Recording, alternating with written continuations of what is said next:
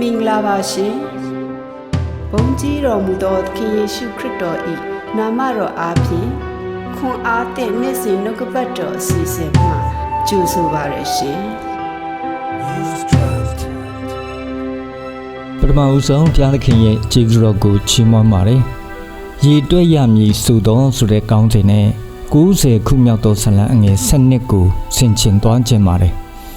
ကျွန်ုပ်တို့သည်ပညာတရားကိုနှလုံးသွင်းမိအကြောင်းကိုနေ့ရက်ကာလကိုရေတွက်နိုင်စေခြင်းကတွင်တင်တော်မူပါပညာတရားကိုနှလုံးသွင်းမိဖို့ကိုယ့်ရဲ့နေ့ရက်ကာလကိုရေတွက်ရမယ်ဆိုတော့ဘယ်လိုရေတွက်သွားမလဲဆိုတော့ကိုဒီနေ့စဉ်းစားဆင်ခြင်သွားခြင်းပါတယ်ပထမတစ်ခုကပညာတရားကိုနှလုံးသွင်းဖို့ဆိုတော့ဘာပညာလဲလောကပညာနဲ့ဘုရားသခင်ကိုတိကျွမ်းခြင်းပညာဆိုတာရှိပါတယ်ဘုရားသခင်ကိုတိကျွမ်းခြင်းဆိုတာကနာခံခြင်းကနေလာတယ်ပြောင်းလဲခြင်းမရှိတဲ့ဘုရားသခင်ရဲ့နှုတ်ကပတ်တော်ကိုအခြေခံထားတာဖြစ်တယ်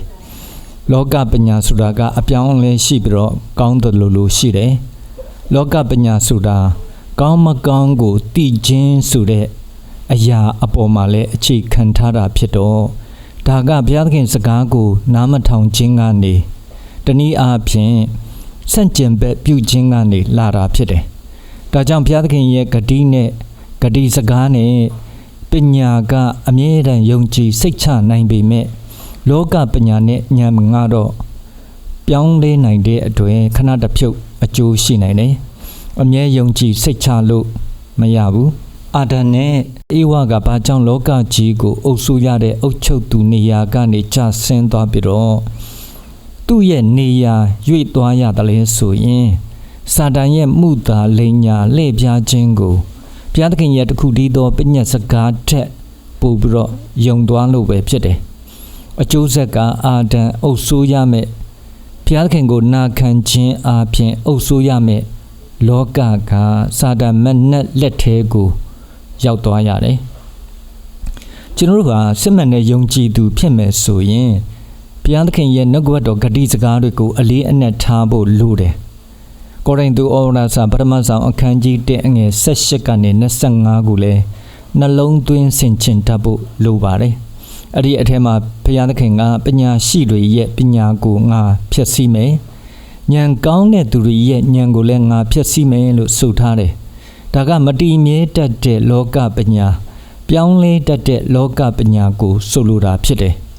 လောကီပညာကိုဘုရားသခင်ကမိုက်စေတာဖြစ်တယ်လောကီသားတွေကသူတို့ရဲ့လောကီပညာတွေအားဖြင့်ဘုရားသခင်ကိုမသိဘဲနဲ့နေကြတဲ့အခါမှာဘုရားသခင်ကယုံကြည်သူတွေကိုဒေသနာတော်မိုက်မဲခြင်းအားဖြင့်ကယ်တင်ခြင်းကစေတနာရှိတယ်လို့ပြောပါတယ်ဒါကတော့ဥပမာအနေနဲ့လူကအလုပ်တစ်ခုကိုလုပ်တော့မယ်ဆိုရင်ပိုက်ဆံရှိမရှိတွက်ချက်တတ်တယ်လောကအမြင်နဲ့ပညာကိုအခြေခံတတ်တယ်ကုန်ကျစရိတ်ကိုတွက်ချက်ပြီးတော့မှလုပ်ငန်းစတတ်တယ်ဒါကလောကအမြင်နဲ့ပညာအရသွားတာဖြစ်တယ်ဒီအထဲမှာတော့ယုံကြည်သူကိုဒေသနာတော်မိုက်မဲခြင်းအပြင်ကဲ့တင်မှုဘုရားသခင်ကစေတနာရှိတယ်လို့ပြောတယ်ဒါနဲ့ပတ်သက်ပြီးတော့တကယ်လက်တလောအတွေ့အကြုံရတက်တည်အနေနဲ့ပြောချင်ပါလေပြောပြချင်တယ်ဒီရက်ပိုင်းအတွင်းမှာဧဝံဂေလိအစီအစဉ်တစ်ခုအတွက်ဘာငွေကြေးတစ်ခုနဲ့မှအစပြုတ်ခဲ့တာမဟုတ်ပဲနဲ့ဘုရားသခင်ရဲ့ဂတိစကားတခွန်းဖြစ်တဲ့လက်ကိုဆွဲပြီးတော့ထောက်မမင်းဆိုတဲ့ဂတိစကားနဲ့ပဲကျွန်တော်တို့အစပြုတ်ခဲ့တာဖြစ်တယ်ဒီလမှာခရစ်စမတ်ကိုအကြောင်းပြုပြီးတော့ပြုနေကြဧဝံဂေလိအစီအစဉ်ကိုလုပ်ဖို့စဉ်းစားတဲ့အခါမှာကျွန်တော်တို့အရင်တုန်းကဧဝံဂေလိခရီးစဉ်တွေမှာအမြဲတမ်းပါဝင်တတ်တဲ့တောင်ကြီးမြို့ကတောဘက်ဆိုင်ရာဆရာဝန်ဇနီးမောင်နှံနဲ့ချိတ်ဆက်မိတယ်သူတို့ကလည်းအခမဲ့ဆေးသွားကုရင်းနဲ့ဧဝံဂေလိလုပ်ဖို့ဘယ်လိုလုပ်ရမလဲဆိုတာကိုစိတ်ကူးနေတဲ့အချိန်ဖြစ်တယ်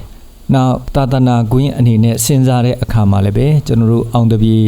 နှစ်ချင်းအသင်းတော်နဲ့လက်လန်းမိတဲ့နေရာဖြစ်ဖို့အောင်တပြေတင်းအုပ်ဆရာရဲ့ချိတ်ဆက်မှုကနေတဆင့်ဘန်ကွေးကျေးရွာအုပ်စုတာဝန်ခံသူနာပြုဆရာမအားဖြင့်လည်းအချိန်တိုတိုအတွင်းမှာစီစဉ်နိုင်ခဲ့တယ်ငွေကြေးအနေနဲ့လည်းလုံလုံလောက်နဲ့စခဲ့တာမဟုတ်ပဲနဲ့တပြားတစ်ချက်မှမရှိပဲနဲ့စခဲ့တာဖြစ်တယ် ဒါပေမဲ့ဧဝံဂေလိခီးစဉ်တိုင်းမှာပါဝင်တတ်တဲ့ဘုရားသခင်ကိုချစ်တဲ့သူတွေအားဖြင့်ဒီ3-4ရက်တစ်ပတ်အတွင်းမှာငွေကြေးလုံလောက်စွာစီစဉ်နိုင်ခဲ့တယ်ကျွန်တော်တို့2025ခုပြီးခဲ့တဲ့ဒီဇင်ဘာ23ရက်နေ့မှာဘုရားသခင်ရဲ့အလိုတော်နဲ့အညီ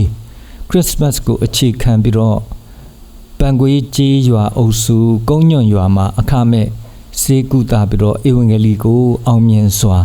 ဝေမျှခွင့်ရခဲ့ပါတယ်။ဒါကကျွန်တော်တို့ရထားတဲ့ဘုရားသခင်ရဲ့ဂရုတော်ဒေသနာတော်အားဖြင့်အခုပြောနေတဲ့ဒေသနာတော်မိုက်မဲခြင်းနဲ့ဘုရားသခင်ကကျွန်တော်တို့အစီအစဉ်ကိုကဲတင်ခဲ့တာဖြစ်တယ်။ဒါတွေမကသေးဘဲနဲ့နောက်ရွာတက်ရွာမှာလည်းဆက်ပြီးတော့လုံနိုင်ဖို့အောင်တပြေအသင်းတော်ဧဝံဂေလိတာဝန်ခံဆရာမအားဖြင့်လည်းဆက်လက်ပြီးတော့မှချိတ်ဆက်နေပြီဖြစ်တယ်။နောက်ဒီကောရိန္သုဩဝါဒစာပထမဆောင်အခန်းကြီး1အငယ်18ကနေ25မှာပဲအငယ်24ကနေ25မှာခေါ်တော်မူသောသူတို့၌ဘုရားသခင်၏တကူတော်နှင့်ဘုရားသခင်၏ပညာတော်တည်းဟုသောခရစ်တော်၏တရားဖြစ်၏ဘုရားသခင်၏မိုက်မဲခြင်းအရာသည်လူတို့၏ပညာထက်သာ၍ပညာရှိ၏ဘုရားသခင်၏အားနည်းခြင်းအရာသည်လူတို့၏အစွမ်းထက်သာ၍အစွမ်းရှိ၏လို့ဆိုထားပါတယ်ဒါကြောင့်ကျွန်တော်တို့ယုံကြည်သူအသက်တာမှာဘုရားသခင်ကိုသိကျွမ်းခြင်းပညာနဲ့လောကပညာနှစ်ခုမှာဘုရားသခင်ကိုသိကျွမ်းခြင်းပညာကိုလောကီပညာထက်သာပြီးတော့အဓိကထားတတ်ဖို့လိုတယ်။ဒံယေလအခန်းကြီး1အငယ်8ကနေ20မှာဘယင်ရဲ့စားတော်ပွဲကအစာတွေကိုမစားဘဲနဲ့ဒံယေလကနေခဲ့တယ်။အဲ့ဒီအစာတွေဟာလူအများနှစ်သက်စားသုံးခြင်းတဲ့အစာတွေဖြစ်မှာတော့အမှန်ပဲဖြစ်တယ်။ဒါပေမဲ့အဲ့ဒါတွေကိုမစားဖို့ဒံယေလနဲ့သူငယ်ချင်းတွေကညှင်းဆန်ပြီးတော့ဟင်းသီးဟင်းရွက်နဲ့ရေကိုပဲသူတို့စားခဲ့ကြတယ်။ဒါကလည်းဒံယေလအနေနဲ့ဘုရားသခင်ရဲ့ပညတ်တော်တွေကိုမဖောက်ဖျက်ခြင်းလို့ဖြစ်တယ်။ဘုရားသခင်ရဲ့ပညတ်တော်မှာမတန်ရှင်းတဲ့အစာတွေမစားဖို့လည်းပြောထားတယ်။ဘယင်စားတော်ပွဲမှာပညတ်တော်နဲ့ညှိစွန်းနေတဲ့အစာတွေလည်းပါနိုင်တယ်။ဒံယေလတို့ဟာသူတို့ရဲ့ကိုယ်ခန္ဓာကိုမညစ်ညူးစေဖို့ရှောင်ခဲ့တယ်။နောက်အဲ့ဒီအစာတွေကရုပ်တုဆင်းတုတွေကိုပူဇော်ထားတဲ့အစာဖြစ်နိုင်လို့ရှောင်တာလည်းဖြစ်တယ်။နောက်ဘုရားသခင်အပေါ်မှာသစ္စာရှိခြင်းလို့လည်းဖြစ်တယ်။လူအနေနဲ့အသေးအဖွဲလို့ဒါကိုထင်နိုင်ပေမဲ့ဘုရားသခင်ကိုဦးစားပေးတဲ့လက်တွေလုပ်ရက်ဖြစ်တယ်။သူတို့ဟာဘုရားသခင်ကိုယုံကြည်ခဲ့ကြပြီးတော့ပညတ်တော်နဲ့အညီအသက်ရှင်ခဲ့တဲ့အတွက်လောကီပညာတတ်တဲ့မာဂုပညာရှိဘေဒင်တတ်တွေထက်စေစသာပြီးတော့တတ်ကြတယ်ဆိုတာကိုတွေ့ရတယ်။ဒါကြောင့်ပထမတစ်ချက်အနေနဲ့ပညာတရားကိုနှလုံးသွင်းဖို့လို့ဆိုတဲ့အခါမှာလောကပညာထက်ဘုရားသခင်ကိုသိကျွမ်းခြင်းပညာကိုဦးစားပေးအသက်ရှင်ဖို့လိုတယ်။သုတ္တန်အခန်းကြီး2အငယ်6မှာအကြောင်းမူကားထာဝရဘုရားသည်ပညာကိုပေးတော်မူတတ်၏နားလည်နိုင်သောဉာဏ်သည်နှုတ်ကပတ်တော်အားဖြင့်သာဖြစ်တတ်၏လို့ဆိုထားပါတယ်။နောက်ဒုတိယတစ်ခုကနေ့ရက်ကာလကိုရေတွက်ဖို့ဖြစ်တယ်။နေ့ရက်ကာလကိုရေတွက်ဖို့ဆိုတာကကျွန်တော်တို့ရဲ့နေ့ရက်ကာလတွေမှာဘုရားသခင်ရဲ့နှုတ်ကပတ်တော်နဲ့အညီဘလောက်ရှောက်လန်းခဲ့ပြီလဲဆိုတာကိုရေတွက်ရမှာဖြစ်တယ်။နှုတ်ကပတ်တော်မှာယုံကြည်သူအရွယ်၄မျိုးဖော်ပြထားပါတယ်။အဲ့ဒါတွေကနှုတ်ဆိုတဲ့အရွယ်သူငယ်အရွယ်ကြေခဲတဲ့အစာစားတဲ့အရွယ်နောက်ကြီးရင်တဲ့အရွယ်ဆိုပြီးတော့နှုတ်ကပတ်တော်ကိုခံယူအသက်ရှင်တတ်တဲ့ယုံကြည်သူ၄မျိုး၄စားရှိတယ်။ကျွန်တော်တို့အနေနဲ့ဘယ်အရွယ်မှာရှောက်လန်းနေတယ်လဲဆိုတာကိုရေတွက်ရမှာဖြစ်တယ်။နှုတ်ဆိုအရွယ်ဆိုတာကပြောင်းလဲကာစယုံကြည်သူလူတစ်ယုံကြည်စလူဖြစ်တယ်။ဒါကိုကောရိန္သုဩဝါဒစာပထမဆုံးအခန်းကြီး3အငယ်1ကနေ3ကိုကြည့်မယ်ဆိုရင်တွေ့ရမှာဖြစ်တယ်။တမန်တရားကိုသိကျွမ်းတာအရန်နှဲပါပါတယ်ဒီအရွယ်မှာစိတ်ခံစားချက်တွေအပေါ်မှာအလွန်အမင်းအမိပြုတ်နေတတ်တဲ့အချိန်လည်းဖြစ်တယ်။ဆုံးဖြတ်ချက်တွေအကျင့်စရိုက်တွေကဘုရားသခင်တဲ့လူစားတိအပေါ်မှာပို့ပြီးတော့အမိပြုတ်တတ်တာဖြစ်တယ်။ဇာတိပဂတိလူအခြေအနေအတွင်းမှာပဲရှိနေတာဖြစ်တယ်။နောက်တစ်ခုကသူငယ်အရွယ်ဖြစ်တယ်။ဧဖက်အခန်းကြီး၄အငယ်14မှာအကြောင်းမူကားသူတစ်ပါးတို့သည်လူပရိယေနှင့်အပြစ်တို့တွေးဆောင်ခြင်းကလေဖြားပြောဆိုသဖြင့်ငါတို့သည်နောက်တစ်ဖန်ခတ်သိမ်းသောဩဝါဒလေတိုက်၍ဘ ဖယိုဖယဲလွင့်သွားသောသူငယ်မဖြစ်ဖဲလျက်လို့ပြောထားပါတယ်ဒီသူငယ်အရွယ်ကတော့တမန်တရားအခန်းကဏ္ဍကိုနည်းနည်းသိလာပြီဒါပေမဲ့လည်းနှုတ်ကပတ်တော်လုံးလုံးမဟုတ်သေးတဲ့လူရဲ့ဩဝါဒအသစ်တွေကြားရင်အလွယ်တကူပဲအဲ့ဒီနောက်ကိုပါသွားတတ်တယ်တနည်းအားဖြင့်ခြံခုံတက်တဲ့အရွယ်ဖြစ်တယ်ကိုမိခင်အသင်းတော်မှာအဓိကထားပါဝင်ဖို့ထဲဟိုဘက်သွားလိုက်ဒီဘက်သွားလိုက်ဒီအသင်းတော်ပြင်ရင်နောက်အသင်းတော်ကိုခဏခဏတစ်ခုပြီးတစ်ခုကူးပြောင်းသွားတတ်တဲ့သူတွေကဒီအရွယ်ပဲဖြစ်တယ်နှုတ်ကပတ်တော်အတိုင်းတည်ကြည်စွာမရက်တည်နိုင်သေးဘူးဖြစ်တယ်ကိုယ့်ရဲ့အသင်းတော်အောင်မြင်တိုးတက်အောင်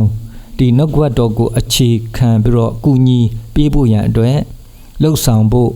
တကယ်တမ်းစိတ်ဆန္ဒမရှိတဲ့သူတွေပဲဖြစ်တယ်ယုံကြည်ခြင်းဘဝမှာစွန့်ပစ်လို့မရသေးတဲ့အားနည်းချက်တွေရှိနေတာဖြစ်တယ်ဇာတိလိုဝိညာဉ်ပဂရိလိုအသက်ရှင်နေတဲ့သူတွေဖြစ်တယ်နောက်တစ်ခုကတော့ကြည်ခဲတဲ့အစာကိုစားတဲ့အရွယ်ဖြစ်တယ်ဟေဘရဲအခန်းကြီး9အငယ်7ကနေ14မှာသင်တို့သည်ကာလကြာသောကြောင့်ဆရာအဖြစ်သို့ရောက်တင်တော်လဲဘုရားသခင်၏ဗျာဒိတ်တော်၌ရှေးဥစွာတင်ရသောတရားနုတို့ကိုသူတစ်ပါးထံ၌တဖန်တင်ရသောအကြောင်းရှိသည်ဖြစ်၍ကြည်ခဲသောအစာကိုမသုံးဆောင်နှုတ်ကိုသာသုံးဆောင်ရသောသူဖြစ်ကြ၏နှုတ်ကိုသာသုံးဆောင်သောသူမိဒီကာသူငယ်ဖြစ်သောကြောင့်ဖြောင့်မတ်ခြင်းတရား၌လိမ့်လာခြင်းမရှိကောင်းကျိုးမကောင်းကျိုးကိုပိုင်းခြား၍သိနိုင်သောဉာဏ်ပညာပေးတတ်သောအကြအမြင်အတွေ့အစမ်းများသောသူတည်းဟုသောစုံလင်သောအရွယ်ရှိသောသူတို့မူကားကြည်ခဲသောအစာအာဟာရကိုသုံးဆောင်ရကြ၏လို့ပြောထားပါတယ်တမန်တရားရဲ့နှက်ဆိုင်တဲ့အကြောင်းအရာတွေ doctrine တွေကိုသဘောပေါက်လာတယ်ကောင်းမွန်တဲ့အရာမကောင်းတဲ့အရာကိုနှုတ်ကပတ်တော်နဲ့အညီခွဲခြားသိနိုင်တဲ့အသိဉာဏ်ရှိတတ်တဲ့အခြေအနေဖြစ်တယ်ဘုရားသခင်ရဲ့အလိုတော်နဲ့အမှုတော်ကိုလည်းသိပြီးတော့နှုတ်ကပတ်တော်အတိုင်းအသက်ရှင်တတ်တဲ့အသိဉာဏ်ရှိတယ်ဘဝအတက်အကျတွေမှာလည်းပဲယုံကြည်ခြင်းမှာတည်တတ်နေတဲ့အသက်တာတမန်တရားမှာမွေ့လျော်နေတဲ့စိတ်ရှိတဲ့အသက်တာဖြစ်တယ်နောက်ဆုံးတစ်ခုကကြီးရင်တဲ့အရွယ်ဖြစ်တယ်ဧဖက်အခန်းကြီး4အငယ်73ကနေ15မှာငါတို့ရှိသမျှသည်ယုံကြည်ခြင်းသို့၎င်းဘုရားသခင်ဤသားတော်ကိုတည်ကျွမ်းခြင်းသို့၎င်းတညီကျင့်ညွတ်ထဲရောက်၍ခရစ်တော်ဤပြည့်စုံခြင်းပမာဏအယက်တည်ဟုသောကြီးရင်သောလူတို့ဤအဖြစ်သို့ရောက်ကြသည့်တိုင်အောင်ဖြစ်သည်အကြောင်းမူကားသူတို့ဘာတို့သည်လူပရိယေနှင့်အပြစ်သို့သွေးဆောင်ခြင်းငါလှည့်ဖြားပြောဆိုသဖြင့်ငါတို့သည်နောက်တဖန်ခတ်သိမ်းသောဩဝါဒလေတိုက်၍ဖယိုဖယဲလွင့်သွားသောသူငယ်မဖြစ်ဖဲလျင်မေတ္တာစိတ်နှင့်တမာတရားကိုဟောပြောသဖြင့်ဥကောင်းတည်းဟုသောခရစ်တော်မှာအရာရာတို့၌ကြီးပွားကြမည်အကြောင်းတည်းလို့ပြောထားပါတယ်ဒါကဝိညာဉ်ရေးရာယဉ်ကျေးတဲ့အတ္တတာဖြစ်တယ်နောက်တနည်းထက်တနည်းခရစ်တော်နဲ့သရံတူလာတဲ့အတ္တတာလည်းဖြစ်တယ်ခရစ်တော်ရဲ့ပုံသဏ္ဍာန်အတိုင်းတိုးတက်နေတာဖြစ်တယ်ဒီကြီးရင်တဲ့လူရဲ့အတ္တတာကဝိညာဉ်ရေးရာယဉ်ကျေးတဲ့အတ္တတာဖြစ်တယ်တနည်းထက်တနည်းခရစ်တော်နဲ့သရံတူလာတဲ့အတ္တတာဖြစ်တယ်ခရစ်တော်ရဲ့ပုံသဏ္ဍာန်အတိုင်းတိုးတက်နေတာဖြစ်တယ်တခြားယုံကြည်သူတွေကလည်းဝိညာဉ်ရေးရာသဘောတရားတွေကိုပြန်လဲပြမလက်ဆင့်ကမ်းဝေမျှနိုင်တဲ့သူဖြစ်တယ်အရာရာတရားမျှတမှုအတိုင်းသွားတယ်ခရစ်တော်ရဲ့မြတ်တာနဲ့အဖက်ဖက်မှာဖွံ့ဖြိုးတိုးတက်နေတယ်သခင်ယေရှုခရစ်တော်နဲ့တလုံးတဝါတဲ့ပုံစံကိုလည်းတွေ့မြင်ရတာဖြစ်တယ်ကိုလောသဲအခန်းကြီး3အငယ်10မှာဖန်ဆင်းတော်မူသောသူဤပုံသဏ္ဍာန်နှင့်အညီမှန်သောပညာအားဖြင့်အသစ်ပြုပြင်သောလူသစ်ကိုယူတင်ဝတ်ဆောင်သောသူဖြစ်ကြ၏လို့ဆိုထားပါတယ်။ကျမ်းစာဆင်ခြင်ခဲ့တဲ့သူတိုင်းဒီအရွယ်၄မျိုးမှာကိုယ်တိုင်ကဘယ်အရွယ်ထဲမှာကျွန်တော်တို့ရောက်ရှိနေတယ်လဲဆိုတာကိုရည်တွက်သွားရမှာဖြစ်တယ်။ကျမ်းစာဆင်ခြင်ခဲ့တဲ့သူတိုင်းဘုရားသခင်ကိုတည်ကျွမ်းပြီးတော့ဘုရားသခင်ရဲ့ပညာတရားအတိုင်းနှလုံးသွင်းအသက်ရှင်နိုင်တဲ့သူတွေဖြစ်ဖို့ကိုယ့်ရဲ့နေ့ရက်ကာလတွေကိုရည်တွက်တဲ့အခါမှာလည်းပဲဘုရားသခင်ရဲ့အလိုတော်နဲ့ညီတဲ့အသက်တာဘုရားသခင်အလိုတော်ရှိတဲ့ခရစ်တော်ရဲ့သရဏ်နဲ့တနေ့ထက်တနေ့ပိုရမတူတဲ့အသက်တာဖန်ဆင်းတော်မူသောသူရဲ့သရဏ်နဲ့ထပ်တူကြနိုင်ဖို့ကျမ်းစာဆင်ခြင်ခဲ့သူအားလုံးပေါ်မှာဘုရားသခင်ကအသက်တဖန်ကောင်းချီးပေးပါစေအာမင် ဤခွန်အားသည့်နှုတ်ကပတ်တော်အစီအစဉ်သည်နေ့စဉ်တင်ဆက်သောအစီအစဉ်ဖြစ်သောကြောင့်စောင့်မျှော်၍ဝိညာဉ်ခွန်အားယူပါရန်မေတ္တာဖြင့်လို့ဆော်အပ်ပါသည်